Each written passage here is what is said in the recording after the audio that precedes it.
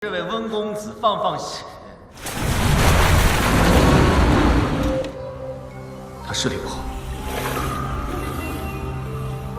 Karena kaget, Wuxian melepaskan Wen Chao dan Wen Chao langsung melarikan diri keluar gua sambil memotong tali yang mereka gunakan untuk turun ke tempat tersebut dan menutup mulut gua dengan batu.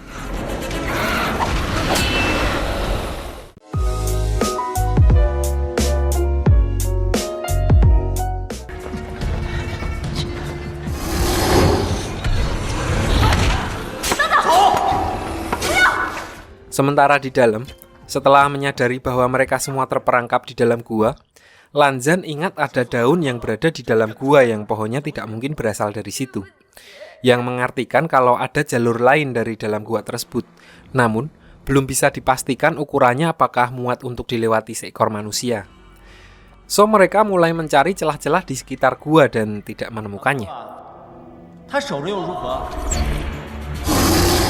Wuxian memiliki pemikiran kalau daun tersebut bisa saja hanyut dari luar dan masuk dari bawah kolam tersebut. So, di sini mereka membagi tugas. Wuxian memancing perhatian kura-kura tadi dan Jiang Cheng mengecek apakah lubang di dasar kolam tersebut bisa dilewati.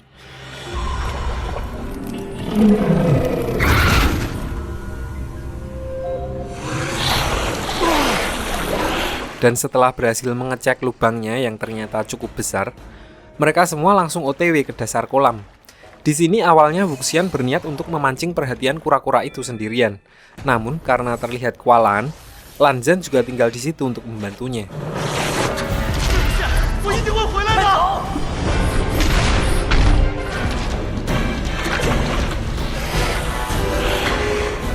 Saat semua teman-temannya sudah berhasil melarikan diri, di sini Wuxian dan Lan Zhan beristirahat sebentar sambil mengobati luka-luka mereka dan menyusun rencana. Namun saat kura-kura itu kembali ke posisinya, kura-kura itu sengaja menutupi lubang yang akan mereka pakai untuk melarikan diri. So tidak ada cara lain, mereka harus menghabisi monster tersebut.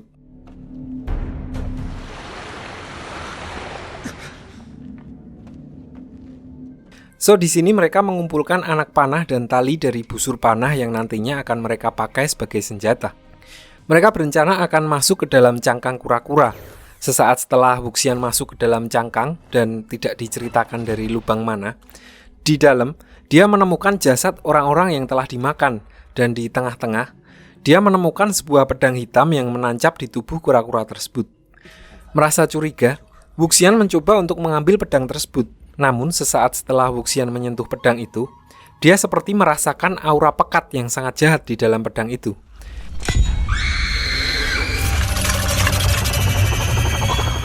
Hal itu ternyata membuat kura-kura itu bangun dari tidurnya dan menyerang Wuxian yang berada di dalam cangkang. So, dia langsung mencabut pedang itu dan menusukkannya ke rahang kura-kura pembantai.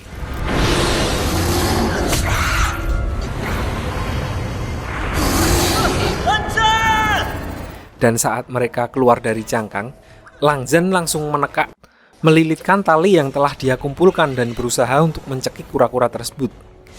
Namun, di sini keadaan tidak sesuai dengan rencana mereka karena kulit dari kura-kura tersebut yang terlalu tebal. Di sini lagi-lagi Wuxian merasakan aura kebencian dari pedang yang dia pegang dan tiba-tiba seperti kerasukan. Dia bisa melakukan telekinesis, yaitu kemampuan yang dapat menggerakkan benda di sekitar tanpa menyentuhnya. Di sini, dia menusukkan pedang-pedang yang ditinggalkan oleh para korban kura-kura itu ke dalam lehernya yang membuat kura-kura itu is dead.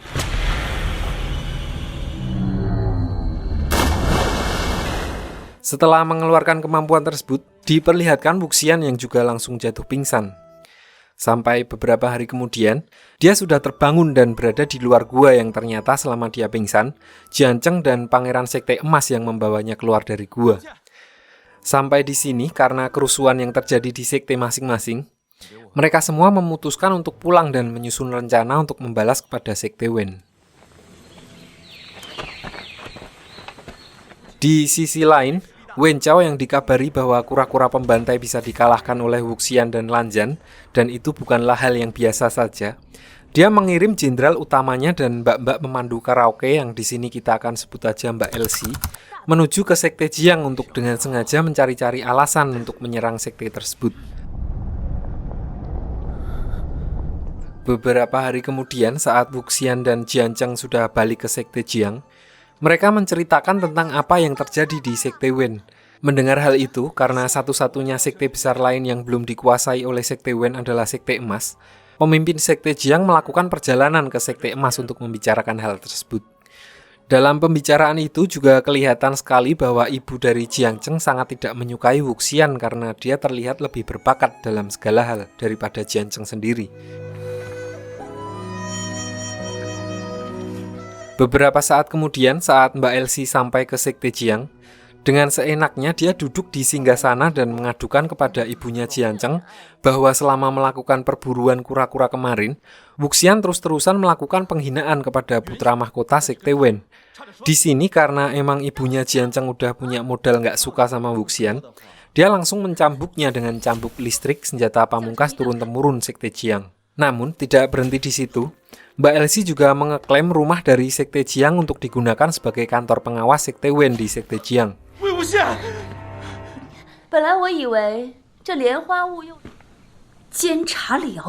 Nah, disinilah emosi ibu Jianzheng meledak. Dia lalu menghajar Mbak Elsie dan menghabisi semua pengawalnya. Namun tanpa diduga, Jenderal Sekte Wen datang untuk menyelamatkannya. Di sini Jenderal Sekte Wen sudah sempat meminta maaf atas kelakuan Mbak Elsie. Namun ibu Jianzheng malah berniat untuk menghajarnya yang menyebabkan kekacauan di rumah itu.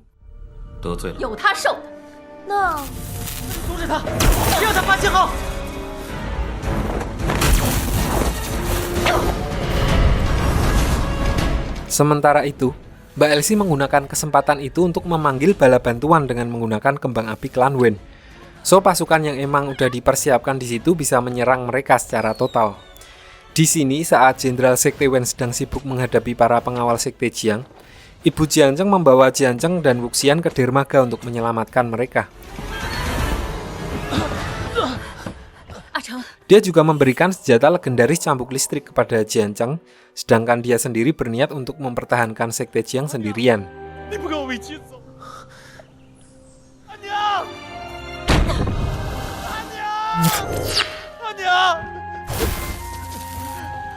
Tak lama kemudian, di tengah sungai, Wuxian dan Jianzheng berpapasan dengan pemimpin Jiang dan mereka menceritakan apa yang terjadi.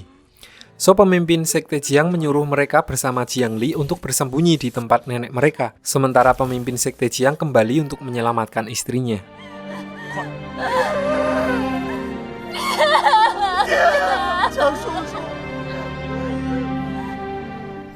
Singkat cerita, setelah sampai ke Padepokan, diperlihatkan pemimpin Sekte Jiang dan istrinya yang mati-matian mempertahankan sekte mereka.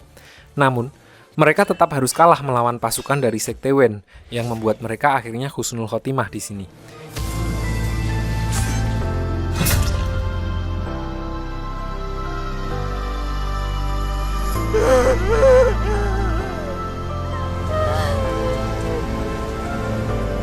Di sisi lain, setelah sampai di penginapan, Wuxian pergi membeli obat untuk Jiang Li yang terkena demam karena terlalu syok. Setelah balik ke penginapan, ternyata Jianzheng balik ke Sekte Jiang sendirian. So Wuxian langsung pergi menyusulnya karena udah berjanji kepada ibunya untuk menyelamatkan Jianzheng.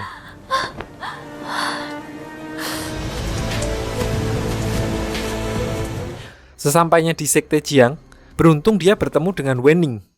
Wenning berkata kalau Jianzheng sudah tertangkap. Di sini dia malah menawarkan bantuan untuk menyelamatkan Jianzheng selagi para anggota Sekte Wen sedang melakukan perayaan.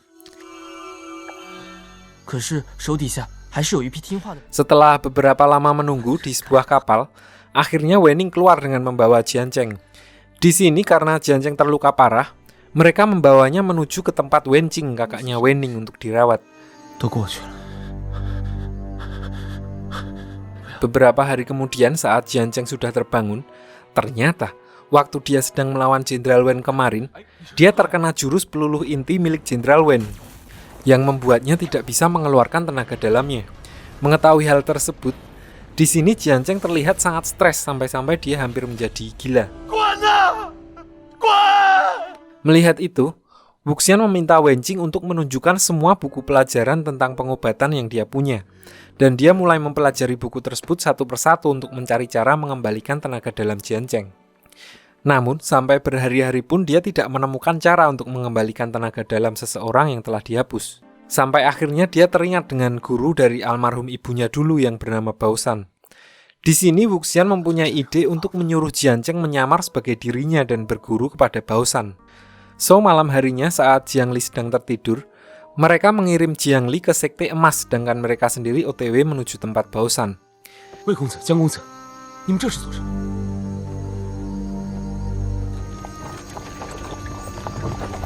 Singkat cerita, mereka sampai di sebuah bukit cabai di mana mereka harus berpisah. Jianzheng harus meneruskan perjalanan sendiri menggunakan penutup mata ala-ala si buta dari Gua Cemara. Sedangkan Wuxian menunggu sambil menyamar sebagai Raiden di desa terdekat. Setelah beberapa jam Jianzheng berjalan melewati alang-alang, dia menemukan pecahan botol dan bungkus ekstra jos. Wah, meletre. Dia mendengar suara jam dan beberapa saat kemudian, seorang kultivator wanita mendatanginya.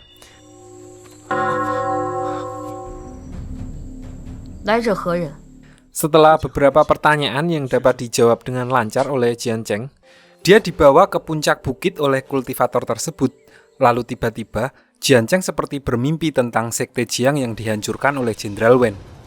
Dan pada saat terbangun, dia sudah mendapatkan tenaga dalamnya kembali, dan ternyata itu sudah 7 hari sejak kepergiannya.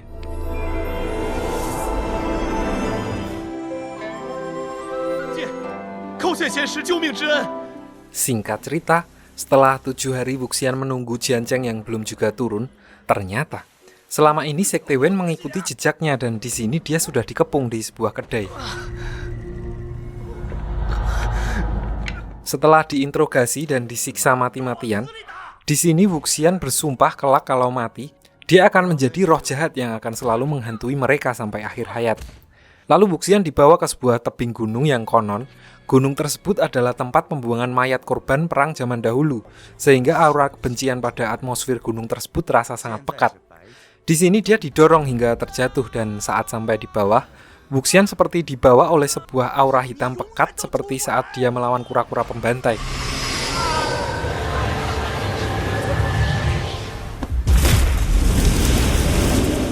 Dia juga mendengar suara jeritan orang-orang yang ternyata itu berasal dari pedang yang dia temukan di dalam kura-kura pembantai yang entah kenapa bisa berada di sana.